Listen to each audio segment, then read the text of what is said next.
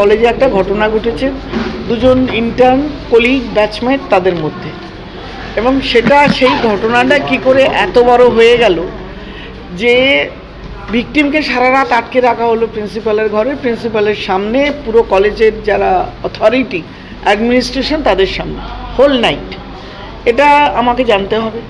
Law and order এই ঘরের ভেতরে বাইরে যে পোস্টার, একটা ওমেন মেয়েদের শ্লীলতাহানি, সোজা কথা, তার ছবি দিয়ে তাকে ওয়ান্টেড, এই যে কলেজ ক্যাম্পাসের মধ্যে এই অনিয়মগুলো হলো, এটা কিভাবে হলো, এর বিচার কি?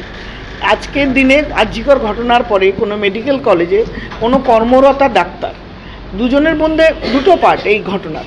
একটা পার্ট হলো তাদের কলিগদের মধ্যে ঝগড়া ঝামেলা হয়েছে, মারপিট হয়েছে, কি এ বলছে এ করেছে হচ্ছে, that is one part, and ওটা মিলে গেছে। সেখানে কোনো রাজনীতি নেই, সেখানে কোনো হিন্দু মুসলমান নেই। সেই জায়গার থেকে বেরিয়ে ঘটনাটা চলে এলো প্রিন্সিপাল অফিসে।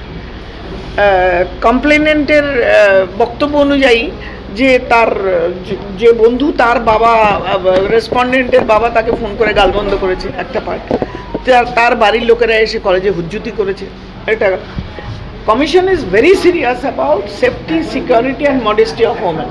আমার যেটা কাজ, কোনো মেয়ে কোনো জায়গায় তার সম্মান, স্বার্থ, সুরক্ষা এক চুল আমরা এটাকে কম্প্রোমাইজ হতে দেব না। এর জন্য আমরা দিল্লি থেকে আমাকে পাঠানো হয়েছে, আমার টিম নিয়ে আমি এসেছি।